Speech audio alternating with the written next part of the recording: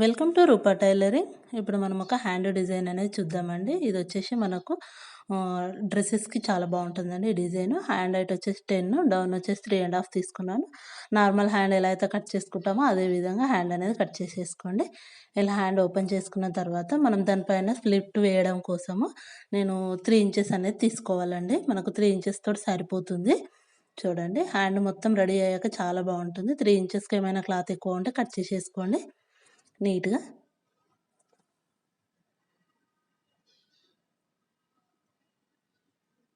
చూడండి, ఈ విధంగా హ్యాండ్ని నీట్గా కట్ చేసుకున్న తర్వాత హ్యాండ్ అనేది మళ్ళీ ఫోల్డ్ చేసుకొని మిడిల్లో మనకు హ్యాండ్ మిడిల్లో నేను చూపించే విధంగా మార్కింగ్ అనేది చేసుకోండి. ఒక 1/2 ఇంచు ఉండేలాగా మార్కింగ్ చేసుకోవాలి డబుల్ ఫోల్డింగ్ మీద. అంటే మనకు హాఫ్ 1 ఇంచ్ అయిపోతుంది.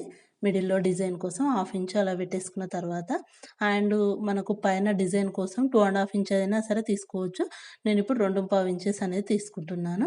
అలా 2.5 ఇంచుకు నేను చూపించే విధంగా మార్కింగ్ చేసుకొని మనకు వీ నెక్ ఎలా అయితే ఉంటుందో ఆ విధంగా మార్కింగ్ అనేది చేసుకోండి. అలా మార్కింగ్ చేసుకున్న తర్వాత అదే విధంగా కట్ చేసేసుకోవాలి నీట్గా. మన కార్నర్ వచ్చేసి షార్ప్గా కట్ అయిపోవాలి. చూడండి, ఇలా నీట్గా కట్ చేసుకున్న తర్వాత హ్యాండ్ ఓపెన్ చేసుకుంటే చూడండి మనకు డిజైన్ అనేది మిడిల్లో వచ్చేస్తుంది. ఇప్పుడు మనం తీసుకున్న 3 ఇంచెస్ క్లాత్ పైన ఇది మనం పెట్టేసుకోవాలి. హ్యాండ్ అనేది పెట్టేసుకొని దానిపై నుంచి స్టిచ్ అనేది వేసుకోవాలి. ఏ విధంగా అయితే కట్ చేసామో అదే విధంగా స్టిచ్ అనేది వేసుకుంటూ వెళ్ళిపోవాలి నీట్గా. మరి పెద్ద కుట్టు వేయొద్దండి, చిన్న కుట్టు అనేది వేసుకుంటే మనకు చాలా నీట్గా వస్తుంది.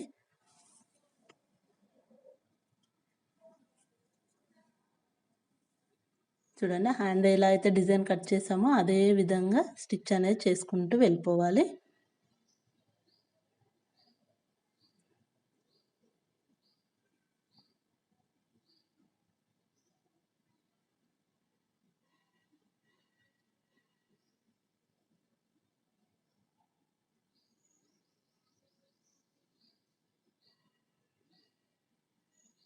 చూడండి, ఈ విధంగా హ్యాండ్ మొత్తం స్టిచ్ చేసేసుకోవాలి నీట్గా. ఇప్పుడు మిడిల్లో మనం ఏదైతే డిజైన్ కట్ చేసామో ఈ క్లాత్ జాయింటింగ్ పైన కూడా అదే విధంగా కట్ చేసేయండి.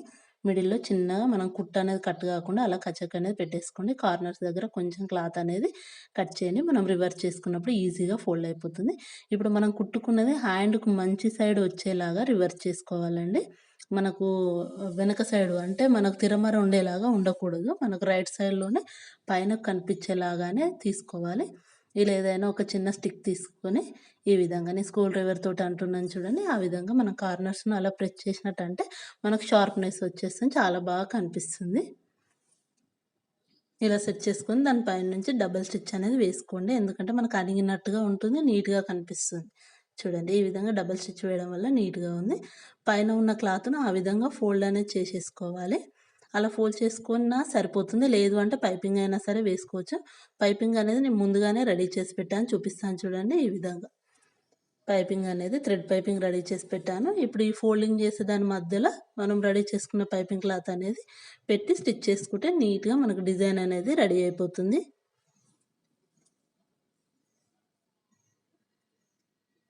చూడండి, ఆ విధంగా మనం ఫోల్డ్ చేసుకున్న క్లాత్ మధ్యలో రెడీ చేసుకున్న పైపింగ్ యొక్క క్లాత్ అనేది పెట్టుకుంటూ నీట్గా స్టిచ్ అనేది చేసుకోవాలి.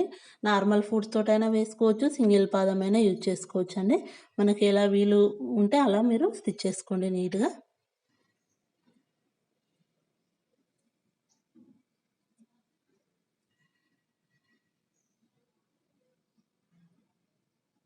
చూడండి, అలా నీట్గా హ్యాండ్ మొత్తం స్టిచ్ చేసుకుంటే సరిపోతుంది. చాలా బాగుంటుందండి హ్యాండ్ డిజైన్. కుర్తీస్కి అయితే చాలా బాగుంటుందండి డిజైన్.